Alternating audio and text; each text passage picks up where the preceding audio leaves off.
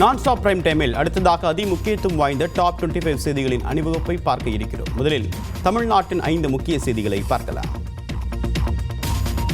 3 கோடி ரூபாய் செலவில் முத்துராமலிங்க தேவர் பெயரில் திருமண மண்டபம் கட்டப்படும் என்று முதலமைச்சர் மு க ஸ்டாலின் அறிவித்துள்ளார். ராமநாதபுரம் மாவட்டம் பசும்பொன்னில் முத்துராமலிங்க தேவரின் 118வது பிறந்தநாள் மற்றும் குரு பூஜையை முன்னிட்டு தமிழ்நாடு அரசு சார்பில் முத்துராமலிங்க தேவரின் நினைவிடத்தில் முதலமைச்சர் மு க ஸ்டாலின் மரியாதை செலுத்தினார். இதைத் தொடர்ந்து செய்தியாளர்களிடம் பேசிய அவர், முத்துராமலிங்க தேவரின் புகழை சொல்லக்கூடிய வகையில் முன்னாள் முதலமைச்சர் கருணாநிதி பல்வேறு முன்னெடுப்புகளை எடுத்ததாக கூறி அவற்றை பட்டியலிட்டார். மேலும் முத்துராமலிங்க தேவரின் பெயரில் திருமண மண்டபம் அமைக்க வேண்டும் என்ற கோரிக்கை குறித்தும் பதிலளித்தார். புதுசா பசும்பொன்னில் ஒரு திருமண மண்டபம் அமைக்கணும்னு ஒரு கோரிக்கையை வந்து கொண்டிருக்கிறது. அந்த கோரிக்கையை உடனடியாக ஏற்று 3 கோடி ரூபாய் மதிப்பீட்டில் தேவர் திருமகனார் பெயரில் திருமண மண்டபம் அமைக்கப்படும் என்று இந்த நேரத்தில் நான் உறுதியளிக்கிறேன். முத்துராமலிங்க தேவருக்கு பாரத ரத்னா விருது வழங்க வேண்டும் என்ற அதிமுகவின் கோரிக்கையை வழிமொழிவதாகவும் முதலமைச்சர் மு க ஸ்டாலின் தெரிவித்தார். குரு பூஜையையொட்டி பிரதமர் நரேந்திர மோடி, எதிர்க்கட்சித் தலைவர் ராகுல் காந்தி உள்ளிட்ட தலைவர்கள் முத்துராமலிங்க தேவருக்கு புகழாரம் சூட்டியுள்ளனர். இது தொடர்பாக எக்ஸ் பக்கத்தில் பதிவிட்டுள்ள பிரதமர் மோடி, நாட்டின் சமூக மற்றும் அரசியல் வாழ்வில் ஆழமான தாக்கத்தை ஏற்படுத்திய மாபெரும் ஆளுமை பசும்பொன் முத்துராமலிங்க தேவர் என புகழாரம் சூட்டியுள்ளார். இதேபோல ஏழைகளுக்காக வாழ்ந்த, ஒடுக்கப்பட்டவர்களுக்காக நின்றவர் எனவும் ஒற்றுமையின் வலிமையில் நம்பிக்கை கொண்டவர் முத்துராமலிங்க தேவர் என்றும் மக்களவை எதிர்க்கட்சித் தலைவர் ராகுல் காந்தி புகழஞ்சலி செலுத்தியுள்ளார். இதனிடையே பசும்பொன்னில் உள்ள முத்துராமலிங்க தேவர் நினைவிடத்தில் அதிமுக பொதுச் செயலாளர் எடப்பாடி பழனிசாமி மாலை அணிவித்து மலர் தூவி மரியாதை செலுத்தினார். உயர்ந்த உள்ளம் கொண்ட தேசபக்தி மிக்க மரியாதைக்குரிய போற்றுதலுக்குரிய தேவர் ஐயா அவர்களுக்கு பாரத ரத்னா வழங்க வேண்டும் என்று அனைத்து இந்திய அண்ணா திராவிட முன்னேற்ற கழக சார்பாக நேரடியாக மத்திய உள்துறை அமைச்சரை சந்தித்து கோரிக்கை மனு அளித்துள்ளோம் என்பதை தெரிவிக்கின்றோம். பனையூர் அலுவலகத்தில் முத்துராமலிங்க தேவர் படத்திற்கு தாவேக தலைவர் விஜய் மரியாதை செலுத்தினார். தனது எக்ஸ் பக்கத்தில் பதிவிட்டுள்ள விஜய், ஏழை எளிய மக்களின் முன்னேற்றத்திற்காக தமது வாழ்நாள் முழுவதும் பாடுபட்டவர் முத்துராமலிங்க தேவர் என புகழ்ந்துள்ளார். இருசக்கர வாகனத்தின் முன்பகுதியில் பட்டாசுகளை வைத்து வீலிங் செய்தபடி இப்படி வெடிக்கச் செய்த 4 இளைஞர்கள் மீது வழக்கு பதிவு செய்யப்பட்டுள்ளது. ஈரோடு மாவட்டம் பெருந்துறை அருகே தேசிய நெடுஞ்சாலையில் இளைஞர் ஒருவர் தீபாவளி பண்டிகையின் போது தனது நண்பர்களுடன் இணைந்து உயர்ரக இருசக்கர வாகனத்தின் முன்பக்கம் பட்டாசுகளை பொருத்தி வீலிங் செய்தபடியே வெடிக்க வைத்து சென்றார். இது தொடர்பான வீடியோ காட்சி சமூக வலைதளங்களில் வெளியாகி அதிர்ச்சியை ஏற்படுத்தியது. இதுபோன்ற சாகச செயல்களில் ஈடுபடும் இளைஞர்கள் மீது கடுமையான நடவடிக்கை எடுக்க வேண்டும் என பொதுமக்கள் கோரிக்கை விடுத்தனர். இதனையடுத்து இன்ஸ்டாகிராம் கணக்கை வைத்து ஆகாஷ், சஞ்சய், பிரவீன், கவின் ஆகிய 4 இளைஞர்களை பிடித்த காவல்துறையினர் பைக் ரேஸில் ஈடுபடுவது தவறான செயல் என விழிப்புணர்வை ஏற்படுத்தினர். இனிமேல் நாங்கள் பண்ண மாட்டோம். அது பண்ணுறதுனால எங்களுக்கும் ஆபத்து, ஆப்போசிட்டில் வரவங்களுக்கும் ஆபத்து. எங்களுக்கு வந்து காவல்துறை வந்து அதுக்கான நடவடிக்கை எடுத்தாங்க. இனிமேல் அதை நாங்கள் பண்ண மாட்டோம். நீங்களும் பண்ணாங்க. இளைஞர்களிடமிருந்து 3 விலை உயர்ந்த இருசக்கர வாகனங்களையும் காவல்துறையினர் பறிமுதல் செய்தனர். சென்னையில் நாய்கள் உள்ளிட்ட செல்லப்பிராணிகளை வீடுகளில் வளர்க்க வெறும் 50 ரூபாய் கட்டணம் செலுத்தி உரிமம் பெறலாம் என தெரிவிக்கப்பட்டுள்ளது. சென்னை மாநகராட்சியில் செல்லப்பிராணிகள் வளர்ப்பை முறைப்படுத்த இணையதளம் வாயிலாக உரிமம் பெறும் முறை 2023ஆம் ஆண்டு முதல் நடைமுறையில் உள்ளது. தற்போது வரை சென்னையில் சுமார் 10,000 செல்லப்பிராணிகளுக்கு இணைய வழியில் உரிமம் வழங்கப்பட்டுள்ளது. உரிமம் பெற உரிமையாளர்கள் தங்களது விவரங்களை பதிவு செய்து செல்லப்பிராணியின் புகைப்படம் உள்ளிட்ட விவரங்களை பதிவேற்றி 50 ரூபாய் கட்டணம் செலுத்த வேண்டும். வெறிநோய் தடுப்பூசி செலுத்தப்பட்ட சான்றிதழ் மற்றும் மைக்ரோசிப் பொருத்தப்பட்ட விவரம் ஆகியவற்றை பதிவு பெற்ற கால்நடை மருத்துவர்கள் மூலம் பதிவேற்றம் செய்ய வேண்டும். இந்த தகவல்கள் மண்டல கால்நடை மருத்துவ அலுவலர்களால் சரிபார்க்கப்பட்ட பிறகு செல்லப்பிராணி உரிமையாளர்களுக்கு உரிமம் வழங்கப்பட்டு வருகிறது. உரிமம் பெறாதவர்களுக்கு வரும் 24ஆம் தேதி முதல் 5,000 ரூபாய் அபராதம் விதிக்க சென்னை மாநகராட்சி கூட்டத்தில் தீர்மானம் நிறைவேற்றப்பட்டுள்ளது. இது தொடர்பாக வீடுதோறும் மாநகராட்சி பணியாளர்கள் கள ஆய்வு மேற்கொண்டு உரிமம் பெறாதவர்களிடம் அபராதம் வசூலிக்கப்பட உள்ளது. செல்லப்பிராணிகளுக்கான உரிமத்தை ஒவ்வொரு ஆண்டும் புதுப்பிக்க வேண்டும் என்றும் தெரிவிக்கப்பட்டுள்ளது. பஹ்ரைனில் நடைபெற்ற ஆசிய இளையோர் தடகள போட்டியில் 2 வெள்ளிப்பதக்கம் வென்ற நெல்லை மாணவிக்கு மேளதாளம் முழங்க உற்சாக வரவேற்பு அளிக்கப்பட்டது. பஹ்ரைன் நாட்டின் மனாமா நகரில் நடைபெற்ற ஆசிய இளையோர் விளையாட்டுப் போட்டியில் தடகள போட்டியில் 400 மீட்டர் ஓட்டத்தில் இந்தியா சார்பில் பங்கேற்ற நெல்லையைச் சேர்ந்த மாணவி எட்வினா ஜேசன் வெள்ளிப்பதக்கம் வென்றார். அதேபோல ரிலே போட்டியிலும் கலந்து கொண்டு இந்திய அணிக்கு வெள்ளிப்பதக்கத்தை பெற்றுத் தந்தார். இந்நிலையில் எட்வினா ஜேசனின் சொந்த ஊரான நெல்லையில் அவருக்கு பயிற்சி அளித்த நாரணம்மாள்புரம் விளையாட்டுக் கழகம் சார்பிலும் பல்வேறு கட்சிகள் சார்பிலும் மேளதாளத்துடன் உற்சாக வரவேற்பு அளிக்கப்பட்டது.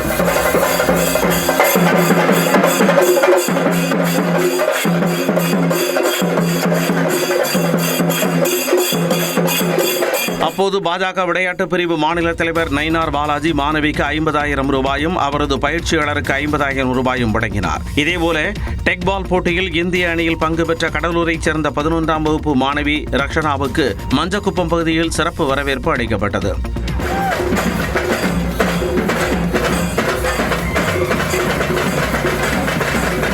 இந்திய டெக்பால் அணியில் முதல் முறையாக தமிழகத்தில் இருந்து பங்கேற்றவர் என்ற பெருமையை பெற்றவர் ரக்ஷனா என்பது குறிப்பிடத்தக்கது.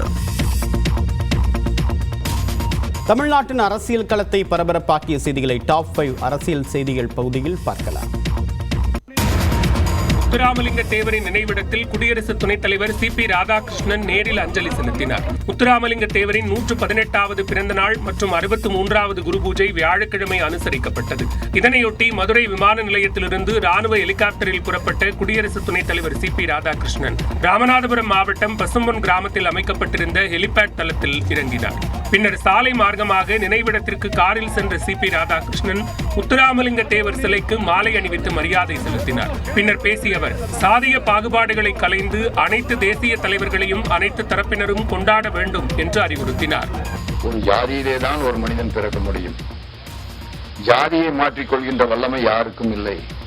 ஆனால் எல்லா சமூகத்தினரும் ஒன்றிணைந்து ஒற்றுமையாய் இந்த தமிழ் மண்ணினுடைய வளர்ச்சிக்கும் பாரத தேசத்தினுடைய வளர்ச்சிக்கும் பங்காற்றிட முடியும்.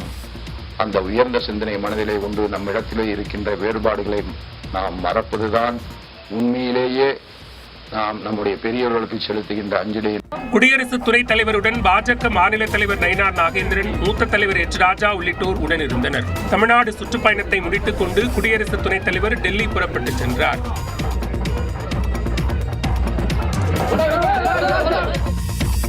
முத்துராமலிங்க தேவர் நினைவிடத்தில் மரியாதை செலுத்திய பின் கூட்டாக செய்தியாளர்களை சந்தித்த OPS, தினகரன் மற்றும் செங்கோட்டையன் சட்டமன்ற தேர்தலில் EPS-க்கு எதிராக இணைந்து பணியாற்ற இருப்பதாக தெரிவித்துள்ளனர். துரோகத்தை வீழ்த்துவதற்கு மீண்டும் தமிழ்நாட்டில் புரட்சி தலைவர் அவர்களின் பொற்கால ஆட்சியை, அம்மா அவர்களின் சிறப்பான ஆட்சியை கொண்டு வருவதற்கு அண்ணன் செங்கோட்டையன் அவர்களும் அண்ணன் OPS அவர்களும் எங்களோடு கரம் கோர்த்து தேர்தலில் நாங்கள் எங்கள் பணியை ஆற்ற இருக்கிறோம். இதில் அம்மாவின் கட்சியாகிய அனைத்து இந்திய அண்ணா திராவிட முன்னேற்ற கழகம் எங்களுக்கு எதிரி கிடையாது. நான் ஏற்கனவே சொல்லியிருக்கேன், எடப்பாடி திமுக தான் எங்களுக்கு எதிரி. தொடர்ந்து பேசிய OPS, அதிமுகவில் பிரிந்திருக்கும் சக்திகளை ஒன்றிணைக்க முத்துராமலிங்க தேவர் நினைவிடத்தில் சபதம் எடுத்திருப்பதாக குறிப்பிட்டார். பிரிந்திருக்கின்ற சக்திகள் அனைவரும் ஒருங்கிணைக்க வேண்டும் என்ற நல்லெண்ணத்தோடு ஐயா அவருடைய சன்னதியில் சபதத்தை இன்றைக்கு மேற்கொண்டிருக்கிறோம். திமுகவை வீழ்த்தவே அனைவரும் ஒன்றிணைய குரல் கொடுத்ததாக அதிமுக முன்னாள் அமைச்சர் செங்கோட்டையன் கருத்து தெரிவித்தார். திராவிட முன்னேற்ற கழகத்தை வீழ்த்துவதற்காகத்தான் அனைவரும் ஒருங்கிணைவோம் என்று குரலை நான் கொடுத்தேன். அதேதான் இன்றும் நீடிக்கப்படுகிறது. தேர்தல் நெருங்கும் சூழலில் மூவரும் ஒன்றாக இணைந்திருப்பது அரசியல் வட்டாரத்தில் பரபரப்பாக பேசப்படுகிறது. ஓ பன்னீர்செல்வம், டிடிவி தினகரன், செங்கோட்டையன் ஆகியோர் திமுகவின் பி டீம் என விமர்சித்துள்ள நிலையில் அதிமுக பொதுச் செயலாளர் எடப்பாடி பழனிசாமி செங்கோட்டையனை அதிமுகவிலிருந்து நீக்க எந்த தயக்கமும் இல்லை என்று தெரிவித்துள்ளார். மதுரையில் செய்தியாளர்களை சந்தித்த போது அதிமுக கோட்டையான அந்தியூரில் தோல்வி அடைந்ததற்கு செங்கோட்டையன் போன்றோரின் செயல்பாடுதான் காரணம் எனவும் எடப்பாடி பழனிசாமி குற்றம் சாட்டினார். 3 பேர் சந்திச்சிருக்காங்க. அது ஏற்கனவே போட திட்டம் தானே. இன்னைக்கு நேரத்தை போட்டாங்க. அதிமுகவில் இருக்கின்ற பொழுதே குழி பறிச்ச காரணத்தினால தான் நாங்கள் வெற்றி வாய்ப்பு இழந்துட்டோம். இப்படிப்பட்ட துரோகிகள் அதிமுக இருந்த காரணத்தினால தான் எங்களை 2021 ஆட்சிக்கு வர முடியல. புரியுதுங்களா? இப்ப 2 நாளைக்கு முந்தைய என்ன சொன்னார் OPS? திமுக ஆட்சிக்கு வரும்னு சொன்னார். இவர் எப்படி போய் ஒன்றாக இணைய முடியும்? இதெல்லாம் திமுக பி டீமா இருந்து செயல்படும். அதெல்லாம் இன்னைக்கு தயக்கம்லாம் இல்லையா? இனிமேல் தானே இருக்கும். ஏற்கனவே நாங்க பதவியெல்லாம் பாருங்க. அதிமுகவை பொறுத்த வரைக்கும் யார் துரோகம் செஞ்சாலும் சரி, தலைமைக்கு உடைய கருத்தை அவர்கள் முழுமையாக கடைபிடிக்காவிட்டால் யாராக இருந்தாலும் உரிய நடவடிக்கை எடுக்கப்படும். நடவடிக்கை எடுத்துக்கிட்டு இருக்கோம். இதனிடையே பசும்பொன்னில் செய்தியாளர்கள் எழுப்பிய கேள்விக்கு பதிலளித்த செங்கோட்டையன் தன்னை கட்சியிலிருந்து நீக்கினால் மகிழ்ச்சி அடைவேன் என்று கூறினார்.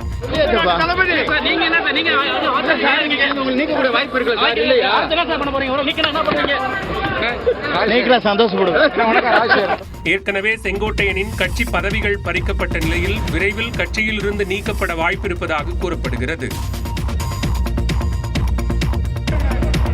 முத்துராமலிங்க தேவரை வாக்கு இயந்திரமாக பயன்படுத்தாதீர்கள் என நாம் தமிழர் கட்சியின் தலைமை ஒருங்கிணைப்பாளர் சீமான் தெரிவித்துள்ளார். பசும்பொன்னில் முத்துராமலிங்க தேவர் நினைவிடத்தில் மரியாதை செலுத்திய பிறகு செய்தியாளர்களை சந்தித்த அவர் தேவருக்கு தங்க கவசம் வழங்கப்பட்டது குறித்து விமர்சித்தார். நீங்க இதை கேட்டாரா? நீங்க இதை கேட்டாரா? நீ செஞ்ச தவற மறைக்க என் தாத்தாவை தங்கத்துல மறைக்கிற. அவர் நாடு பெற்றிருக்க சுதந்திரமே நிறத்தில் தாண்டா தங்கம், தரத்தில் இல்லைன்னாரு. நீ அவரை போய் தங்கத்தில் மறைக்கும் போது பார்க்கும்போது கூசுது. நீங்க ஒரு எளிய மகனை, ஒரு சித்தர், ஞானி, ஒரு யோகி, அவரை போய் தங்கத்தில் மூணா என் தலைமுறை எனக்கு பின்னாடி வர்றது தாத்தா அவர் ஜமீன். ஆனா எதுக்கு ஆசைப்பட்டவர் இல்லை. நீங்க ஏன் அவரை வாக்கு வாங்குற ஒரு எந்திரமா பயன்படுத்துறீங்க? முத்துராமலிங்க தேவரின் பெயரில் அறக்கட்டளை ஆரம்பித்து நலத்திட்ட உதவிகள் செய்தால் வரவேற்பதாகவும் சீமான் தெரிவித்தார். கூட்டணி தொடர்பாக தாவேகவுடன் இதுவரை பேச்சுவார்த்தை நடத்தவில்லை என அதிமுக பொதுச் செயலாளர் எடப்பாடி பழனிசாமி தெரிவித்துள்ளார். நியூஸ் 18 குழுமத்திற்கு பேட்டியளித்த மத்திய அமைச்சர் அமித்ஷா தமிழ்நாட்டில் என்டிஏ கூட்டணியை விரிவுபடுத்த விரும்புவதாக கூறியிருந்தார். விஜயுடன் பாஜக கூட்டணி பேச்சுவார்த்தை நடத்துவதாக வெளியான தகவல் குறித்த கேள்விக்கு பேச்சுவார்த்தை நடத்தவில்லை என மறுப்பு தெரிவிக்காத அமித்ஷா கூட்டணியில் உள்ள கட்சிகளுடன் ஆலோசித்து முடிவெடுப்போம் என்றார். இதுகுறித்து நியூஸ் 18 தமிழ்நாடு செய்தியாளர் எழுப்பிய கேள்விக்கும் எடப்பாடி பழனிசாமி பதிலளித்துள்ளார். அனைத்து இந்திய அண்ணா திராவிட முன்னேற்ற கழகம் தாவேகாவோட கூட்டணி நாங்கள் பேச்சுவார்த்தை இதுவரைக்கும் நடத்தல. அதே மாதிரி தாவேகா அதிமுக கட்சியோட கூட்டணி பேச்சுவார்த்தை நடத்தல. கூட்டணிக்கான பிள்ளையார் சுழி போட்டாச்சு என கூறியதற்கான காரணத்தையும் விளக்கினார். உங்க வீட்டில் ஒரு விருந்தாளி வராங்க, விருந்தாளி வந்தா என்ன சொல்லுவீங்க? போப்ப வெளியன்னு சொல்லுவீங்களா? என்னங்க இது? ஒரு மனிதாபிமானம் வேண்டாம். ஒரு கட்சியில் இருக்கிற ஒரு தொண்டை வந்து எங்க கூட்டத்தில் கலந்துட்டு கொடியாட்டுறாங்க.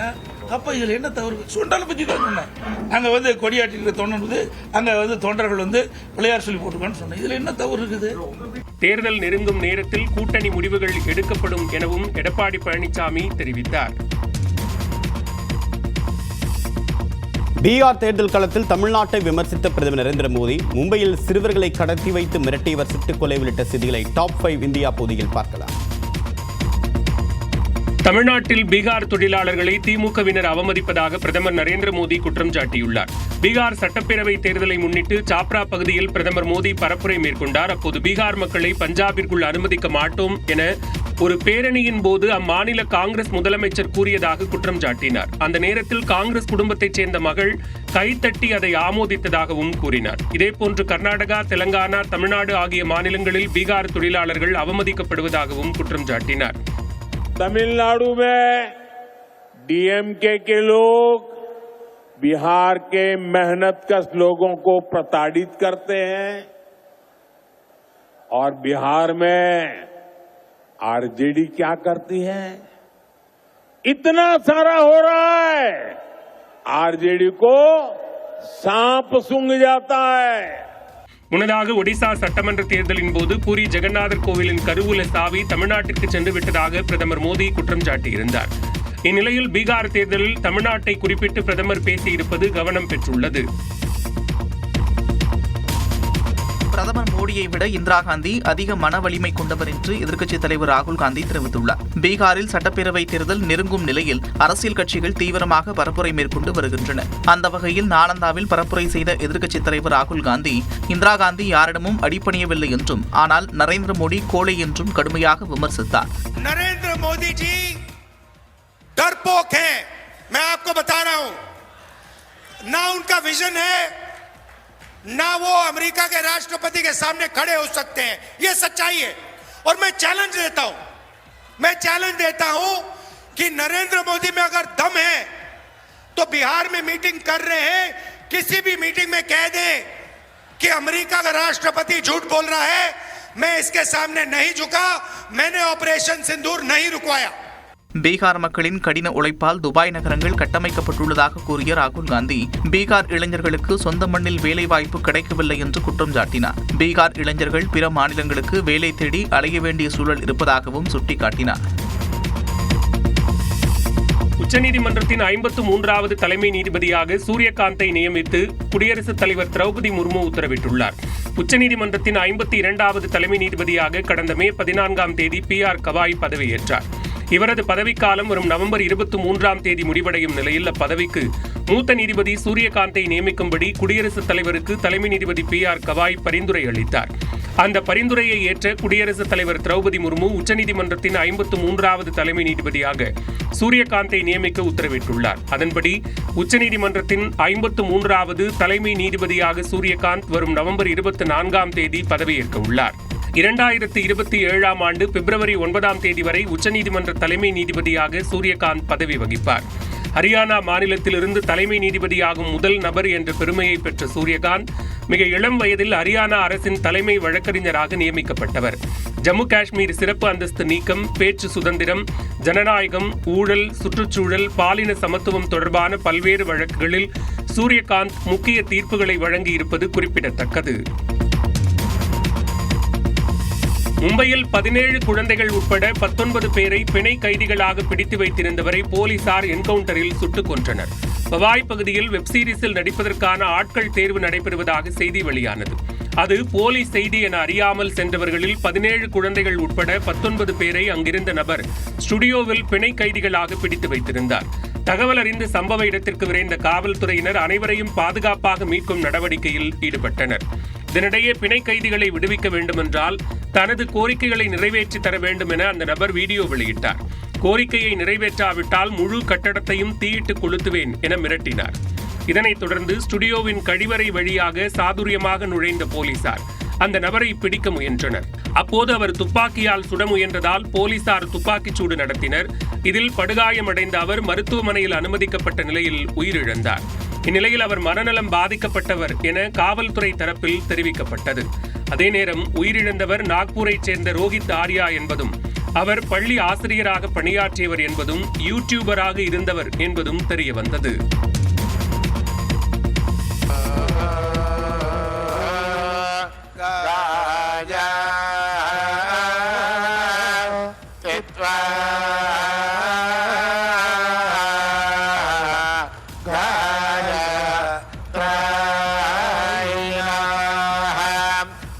திருப்பதி ஏழுமலையான் கோவிலில் புஷ்பயாகத்தையொட்டி 9 டன் மலர்கள் மற்றும் இலைகளால் மலையப்ப சுவாமிக்கு அபிஷேகம் நடத்தப்பட்ட காட்சிகள் தான் இவை.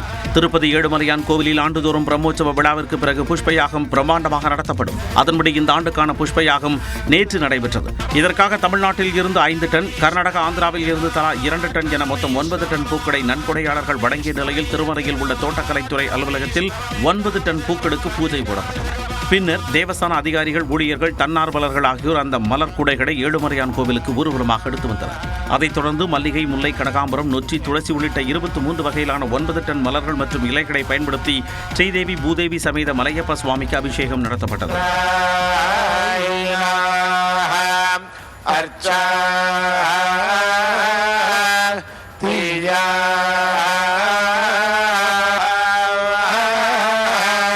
புஷ்பயாகத்தையொட்டி ஏழுமலையான் கோவில் முழுவதும் வண்ண மலர்களால் அலங்கரிக்கப்பட்டிருந்தது. ஹவுதி கரிபியன் தீவுகளை புரட்டி போட்ட மெலிசா புயல் உள்ளிட்ட செய்திகளை டாப் 5 உலகம் பகுதியில் பார்க்கலாம்.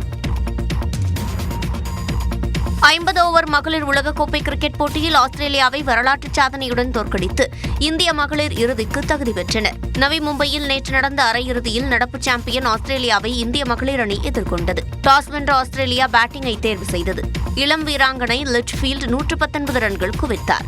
எலிஸ் பெரி சிறப்பாக ஆடி 86 ரன்களும், கார்டனர் 65 ரன்களும் சேர்க்க 338 என்ற மகளிர் கிரிக்கெட் வரலாற்றில் இதுவரை நிகழ்ந்திராத சாதனை இலக்கை இந்தியாவுக்கு நிர்ணயித்தனர். செஞ்சுரிகளை விளாசிய பிரித்திகா ராவல் காயம் காரணமாக விலகியதால் வாய்ப்பை பெற்ற அதிரடி வீராங்கனை ஷெஃபாலி 10 ரன்களில் வெளியேறினார். நட்சத்திர வீராங்கனை ஸ்மிருதி மந்தனாவுக்கு சர்ச்சைக்குரிய வகையில் அவுட் தரப்பட்டது. ஆனால் மனம் தளராத கேப்டன் ஹர்மன்பிரீத் கவுர் குட்டி பட்டாசு ஜெமிமாவுடன் இணைந்து 167 ரன்கள் கூட்டாக சேர்த்தார். 89 ரன்கள் எடுத்த நிலையில் கேப்டன் கவுர் அவுட் ஆனார். அடுத்து வந்த தீப்தி சர்மா, ரிச்சா கோஷ் ரன் ரேட்டை அதிகரித்து ஜெமிமாவின் பாரத்தை குறைத்தனர். நங்கூரமாய் கடைசி வரை நின்று ஆடிய ஜெமிமா 127 ரன்கள் குவித்தார். 9 பந்துகள் மீதம் இருக்கையில் வரலாற்று சாதனையுடன் 5 விக்கெட் வித்தியாசத்தில் இந்தியா வென்றது. இதே மைதானத்தில் ஞாயிறன்று நடக்கும் இறுதிப் போட்டியில் தென்னாப்பிரிக்காவை இந்தியா எதிர்கொள்கிறது. 7 முறை உலக சாம்பியனான ஆஸ்திரேலியாவை அரையிறுதியில் இந்தியா வீழ்த்திய நாக் அவுட் போட்டியில் பல சாதனைகள் படைக்கப்பட்டன. 339 ரன்கள் இலக்கு என்பது ஆடவர் உலகக்கோப்பை வரலாற்றில் எந்தவொரு நாக் அவுட் போட்டியிலும் எட்டப்படாத இலக்காகும். அதை இந்திய மகளிர் நிகழ்த்தி காட்டி அசத்தியுள்ளனர். மகளிர் ஒருநாள் போட்டி வரலாற்றில் இதுவரை வெற்றிகரமாக சேஸ் செய்யப்பட்ட அதிகபட்ச ஸ்கோர் இதுவே என்பது குறிப்பிடத்தக்கது. இந்திய மகளிர் அணி இதுவரை வெற்றிகரமாக சேஸ் செய்த ஸ்கோர் 265 ரன்கள் மட்டுமே ஆகும். மகளிர் உலகக்கோப்பை தொடர்களில் நாக் அவுட் போட்டியில் சேசிங்கில் சதமடித்த 2வது வீராங்கனை என்ற பெருமையை இந்திய வீராங்கனை ஜெமிமா பெற்றார். உலகக்கோப்பை நாக் அவுட் போட்டிகளில் 3 அரை சதங்கள் அடித்த 2வது வீராங்கனை என்ற பெருமையை கேப்டன் ஹர்மன்பிரீத் பெற்றார். இந்திய மகளிர் கிரிக்கெட் வரலாற்றில் ஜெமிமாவுடன் ஹர்மன்பிரீத் கவுர் இணைந்து 167 ரன்கள் சேர்த்ததே நாக் அவுட் போட்டிகளில் அதிகபட்சமாகும். இதுவரை நடந்த 12 உலகக்கோப்பை தொடர்களில் 7இல் ஆஸ்திரேலியா வென்ற நிலையில் அரையிறுதியில் அந்த அணி வெளியேறிய இருமுறையும் இந்தியாவே காரணமாக இருந்துள்ளது. தற்போது பல்சுவை செய்திகளை பார்க்கலாம். இந்தியாவின் 90வது கிராண்ட் மாஸ்டராக சென்னையைச் சேர்ந்த 16 வயதான இளம்பருதி உருவெடுத்துள்ளார்.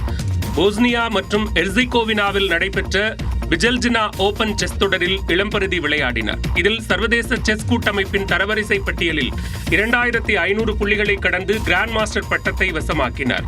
இதன் மூலம் இந்தியாவின் 90வது கிராண்ட் மாஸ்டர், தமிழ்நாட்டின் 35வது கிராண்ட் மாஸ்டர் என்ற பெருமையை இளம்பருதி பெற்றுள்ளார். இளம்பருதிக்கு எக்ஸ் பக்கத்தில் வாழ்த்து தெரிவித்துள்ள முதலமைச்சர் ஸ்டாலின், தமிழ்நாட்டின் சாம்பியன் கிரீடத்தில் இளம்பருதி தனது திறமையால் மேலும் ஒரு ரத்தினத்தை சேர்த்திருப்பதாக பாராட்டியுள்ளார். தமிழ்நாட்டு சதுக்கத்தில் சூரியன் உதிக்கும் போது திராவிட மாடல் ஆட்சி ஒவ்வொரு நகர்வையும் மாஸ்டர் ஸ்ட்ரோக்காக மாற்றி மேலும் பல கிராண்ட் மாஸ்டர்களை உருவாக்கும் என்று தெரிவித்துள்ளார். அதேபோன்று இளம்பருதிக்கு வாழ்த்து தெரிவித்துள்ள விளையாட்டுத்துறை அமைச்சர் உதயநிதி ஸ்டாலின், தமிழ்நாட்டிற்கும் இந்திய சதுரங்கத்திற்கும் ஒரு குறிப்பிடத்தக்க மைல்கல் மற்றும் பெருமைக்குரிய தருணம் என்று குறிப்பிட்டுள்ளார். தமிழ்நாட்டின் விளையாட்டு மேம்பாட்டு ஆணைய ஊக்குவிப்பு திட்டத்தின் கீழ் பயிற்சி பெற்ற இவர் தொடர்ந்து மேலும் பல வெற்றிகளை பெற வாழ்த்துவதாகவும் பதிவிட்டுள்ளார்.